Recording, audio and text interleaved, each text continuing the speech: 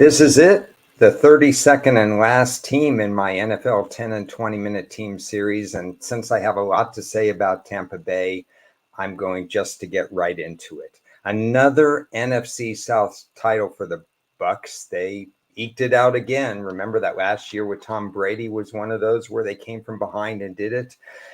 I think they did it with obviously an offensive coordinator that got the most out of Baker Mayfield. They got it with the best coach in this division, the NFC South. Basically, they had Arthur Smith at Atlanta, which didn't work out, Frank Reich in Carolina, and he was fired, and Dennis Allen, who's not that good a coach, better coordinator than coach at New Orleans. So low bar to climb, but Raheem Morris did a fine job in terms of what he brought to the table as far as the coaching staff here. So I like that. And the stat sheet wasn't so good. You wouldn't think with the stat sheet and even with the easy schedule that they would actually have the top tier record in terms of the division, but they were 3.4, 89 yards per carry running the ball. They didn't run the ball very well at all, yet they still managed to get a lot of points.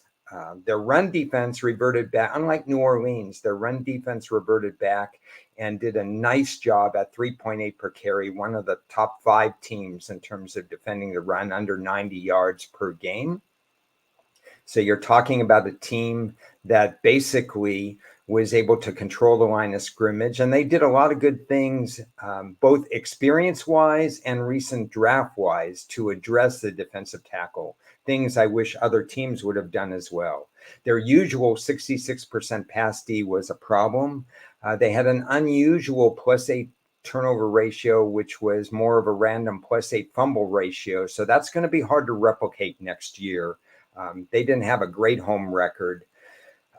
Problem with them is their team might be a little bit weaker now. If you look at free agency, the losses outweigh the gains. Some of the people that have been there through all the great records that they've had in the past few years. Shaq Barrett gone, Devin White gone, Carlton Davis gone. So you've got somebody from each part of the defense, the front, the linebackers, and the secondary, that are gone, and they need to be replaced.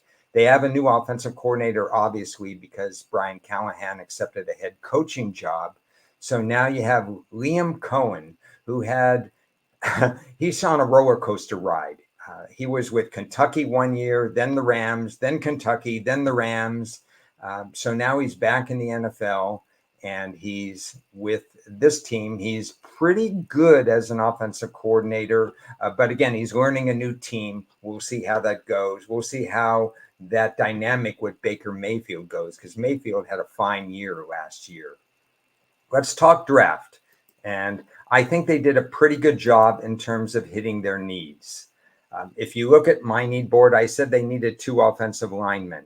They drafted Graham Barton. He can play 2 different positions along the offensive line. This was a good pickup. He had a first-round grade, very versatile at Duke. I like the pick.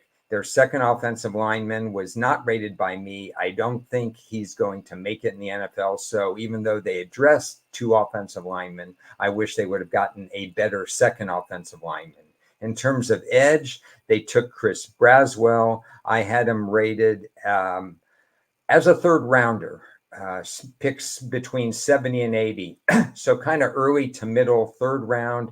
He was drafted at pick 57, which is later in the second round. So a little bit of loss of value there, but at least they addressed edge rusher. So that's better than not addressing it at all.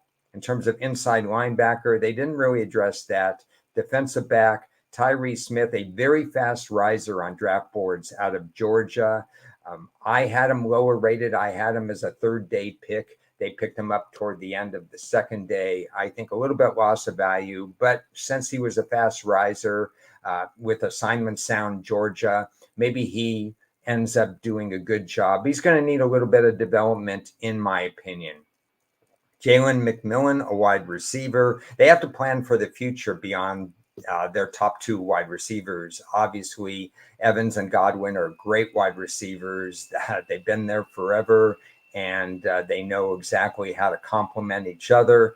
Jalen McMillan, for me, had a third or fourth round grade, so properly drafted. I wish they would have drafted a higher rated running back. Unfortunately, that didn't happen, but at least they drafted a running back. It's not on my top need board, but they need somebody to complement White. The offensive line needs to establish more run holes, or White, who's reportedly lost some weight and has been working out, and he looks a lot better this offseason. That's going to be needed because his yards per carry, they went to him a lot. This is a run first type offense. This is the way the defensive minded head coach likes to run this team. We'll see if that changes with the new offensive coordinator. But basically, they need White to do a little bit better yards per carry than he did last year, where it was nothing. I mean, they weren't running the ball effectively. So my conclusion, comfortable because of their draft focus, which was good, but not overly excited with the overall draft crop. The schedule's a nightmare. Let's be honest about this. And I did make a mistake. I apologize in the New Orleans season overview, the team series. I said that the Saints and Philadelphia had a divisional or a playoff revenge against the Saints. That's not true. Philadelphia has 32-9 playoff revenge against Tampa Bay. Now, it does come later in the season, so that playoff revenge isn't quite as dynamic, but Philly is going to remember that. And even though the game is in Tampa, Philadelphia is going to have at least some sort of incentive in that game. But beyond that, look at their uncommon opponents. These are the opponents that Atlanta and New Orleans will not play. San Francisco, clearly favored over Tampa. Baltimore, absolutely clearly favored over Tampa. And Detroit, clearly favored over Tampa. And that game is week 2, a road game. So you're talking about 3 games. At best, Tampa's going to go 1-2 in those games, which makes those divisional matchups all the more important. And basically, I have them finishing about 4-2 in the division, maybe sweeping Carolina, but splitting against New Orleans, who has pretty much as good a roster as Tampa Bay, especially when you factor the 3 people that they lost defensively, the Bucs I'm talking about. And Atlanta, which just signed Kirk Cousins and is under new management in terms of head coach, which is an automatic addition by subtraction. Losing Arthur Smith and having a new coach, that's an advantage as well. So Tampa got the short end of the schedule, and they also have more peaks and valleys in terms of Thursday night games, Monday night games, and Sunday night games on their schedule. They need early home wins. Week 1 against Washington, they need that against the new quarterback. Week 3 against Denver, they need that whether Denver's starting their new quarterback, Bo Nix, or not starting Bo Nix. They need to get going in terms of they just need to establish some win equity right away, because the middle of their schedule, very tough. At Atlanta, then on the road at New Orleans with a little extra time. Monday Night Football at home, that's nice, but Baltimore, that's a tough schedule. Monday Night Football on the road against Kansas City, probable loss. Short week to hosting San Francisco, probable loss. Then the bye, out of the bye, 2 straight road games. Maybe they go 2-0 because it's at the New York Giants and at Carolina, but maybe they go 1-1 in back-to-back road games. Later on, more back-to-back road games at the Chargers and then at Dallas on Sunday Night Football.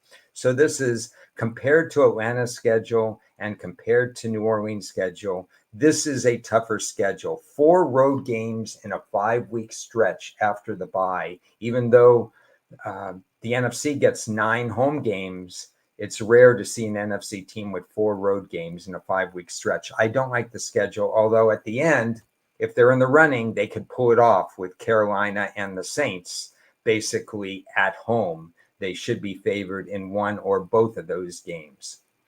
This is a weird one because their season win total, either 7.5 with a lot of juice or 8.5, you can get -140, -145 on the unders at 8.5.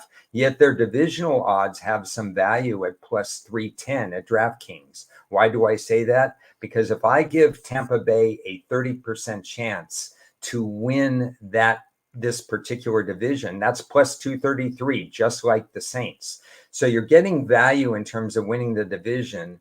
Yet by the same token, I took under 8.5 in with I just think, and you'll see this on my final thoughts. What's the ceiling for Baker Mayfield? What about this schedule? What about Lattimore at full health for New Orleans? And what about Atlanta having a tremendous quarterback advantage compared to last year, as long as Kirk Cousins is healthy? We don't know that.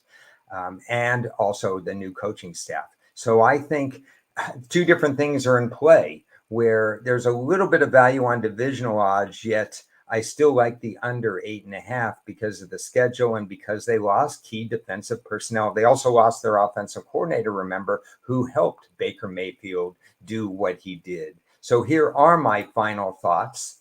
I like Mayfield, but I don't think he could do any better than 2023.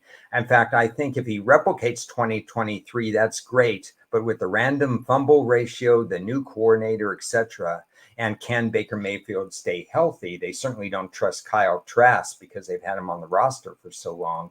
I think we may have a problem of Mayfield reaching exactly what he did in 2023. I like the draft focus, but I'm not overly excited with it. As it says there, the draft lacked pizzazz. They absolutely need the run game to improve, taking the pressure off of Baker Mayfield. It's possible with Barton added. I think I'd rather have two viable offensive linemen. They only had one. They didn't do a lot in free agency, remember. But the run game does need to improve. And this tricky schedule, a schedule that it's their NFC South rivals will not face. I'd like to say thank you for everybody who watched any or all of the shows that are all available on YouTube. I'm certainly going to say thank you again to everybody who helped me out. I had a lot of special guests with a lot of knowledge, a lot of people you guys know in the industry that are heavy hitters. And I'm really thrilled that they agreed to participate with me on the show and share their knowledge. That back and forth helped me. I hope it helped them. I hope it helped all the viewers that are watching this. This series does not go away just because it's the end of June. I put this together with the idea that even in July and even in August, you can go back to this or look up any of the teams that you didn't look up. This stuff, I think, is still relevant before the season starts and even in early September. What my keys are, what my final thoughts were, how I approached the season, some of the things that my guest said about approaching and attacking season wins in the middle of the season rather than at the beginning of the season. So I like the fact that this content, not like week to week, where if you talk about week one, as soon as week one is over, there's no use for it. This content should still be relevant throughout July and August, and I hope it is. And I encourage you to check out all the other videos that I've done. What's up for me? It's time to go to Canada. My wife and I are going to do some R&R in Canada over the end of June, come back and spend July. For me, that's my heavy work into the NCAA. I don't believe in waiting in terms of getting a heads up on the NCAA, because one of the worst things you could do as a handicapper is be reactive to week results. You need to anticipate what these results are. So if a team loses 40-10, you thought about it, and maybe that's not such a bad result. That's the way that it was going to go. If they weren't supposed to do that, then you reevaluate. But I've handicapped each game twice by the end of July, by the first week of August. So I'm going to be behind the scenes doing very little stuff out in the open, but getting my prep work done for the NCAA. Now, I'm not opposed at all if you're listening and you want to have me on, or if other people want to have me on as guest on other shows. I'm happy to do that. Probably will do that a little bit in July and August, so you can see me there. And I may be formulating one interesting concept show, not going to say what it is yet, but if that formulates, we'll have something in mid to late July that will be relevant to the 2024 NFL season. So again, thanks for watching this video. Thanks for watching any of the videos that I put together. Some of the nuggets you'll see and you have seen throughout these videos are not going to be repeated anywhere else. I put these videos together specifically to give out some stuff that I may not be sharing down the road. This is it. This is what you get. I'll be working behind the scenes a little bit more, but I enjoy doing this. A lot of work to prep it together, but I did enjoy it. Thanks again for watching. Basically NFC South, which what I did today with New Orleans and Tampa. I think it's wide open, New Orleans, Tampa, and the deserved slight favorite Atlanta.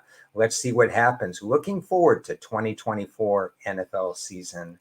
I'll see you guys down the road.